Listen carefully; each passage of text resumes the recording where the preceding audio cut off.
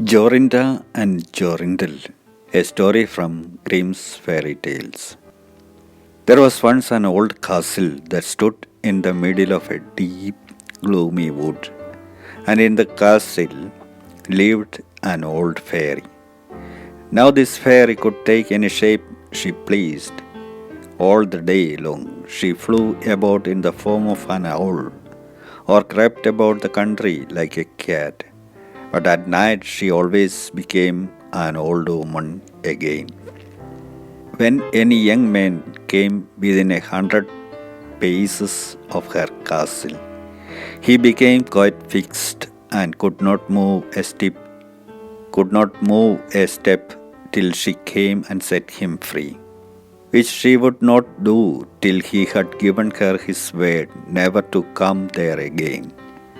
But when any pretty maiden came within that space, she was changed into a bird, and the fairy put her into a cage, and hung her up in a chamber in the castle.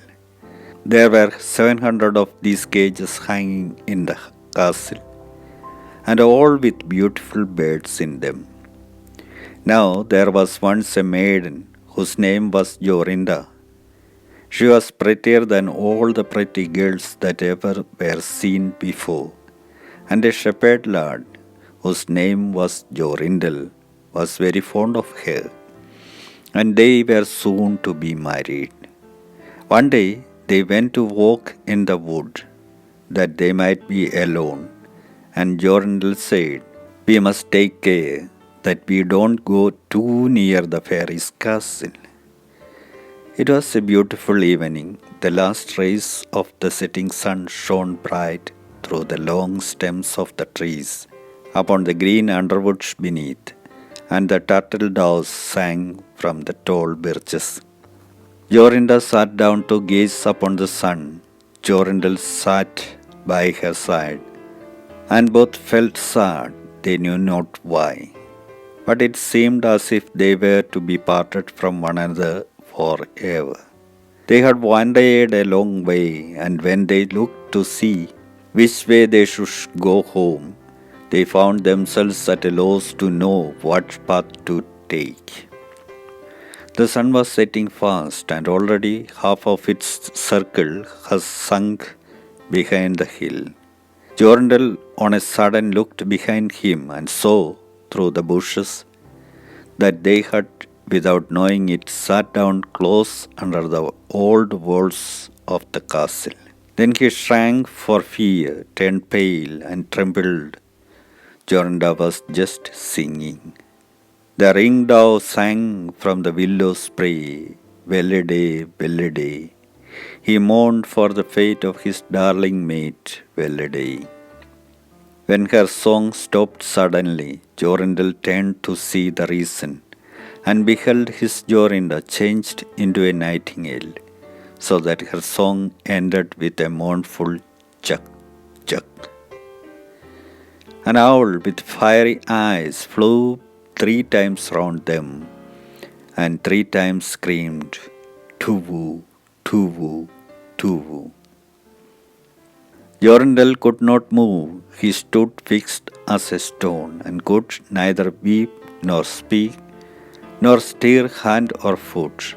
And now the sun went quite down, the gloomy night came, the owl flew into a bush, and a moment after the old fairy came forth pale and meagre, with staring eyes and a nose and chin that almost met one another.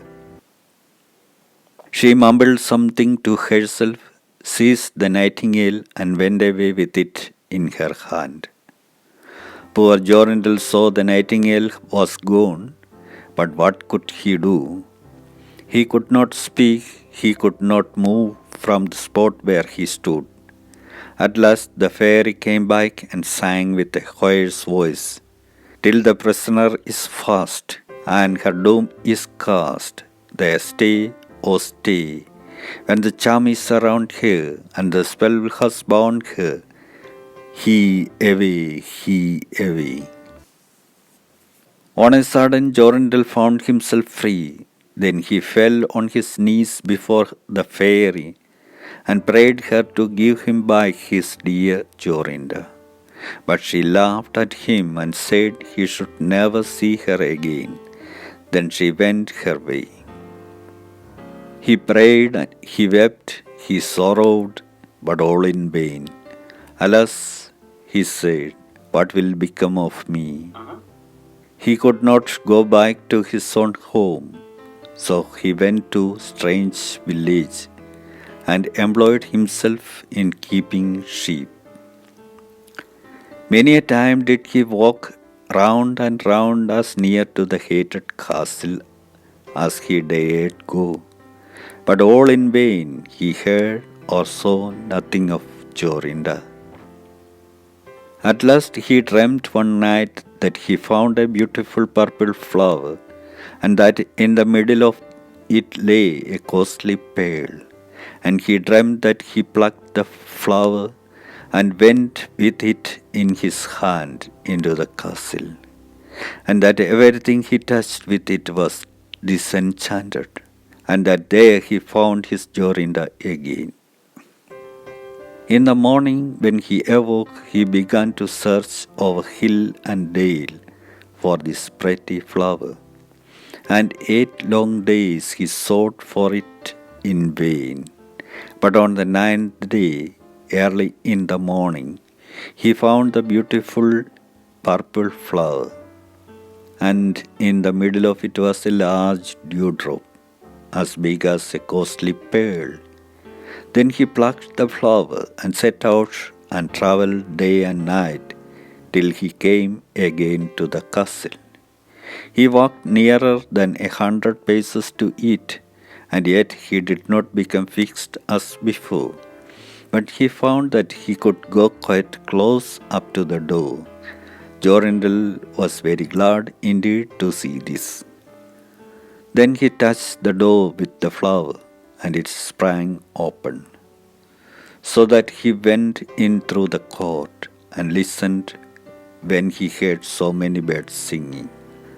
At last he came to the chamber where the fairy sat, with the 700 birds singing in the 700 cages.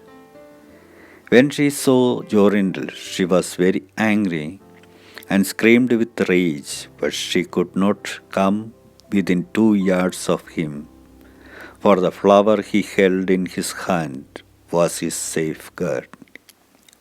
He looked around at the birds, but alas, there were many, many nightingales, and how then should he find out which was his Jorinda? While he was thinking what to do, he saw the fairy had taken down one of the cages and was making the best of her way off through the door. He ran or flew after her, touched the cage with the flower, and Jorinda stood before him and threw her arms round his neck, looking as beautiful as ever, as beautiful as when they walked together in the wood. Then he touched all the other birds with the flower, so that they all took their old forms again, and he took Jorinda home, where they were married and lived happily together many years. And so did a good many other lords whose maidens had been forced to sing in the old fairies' cages by themselves much longer than they liked.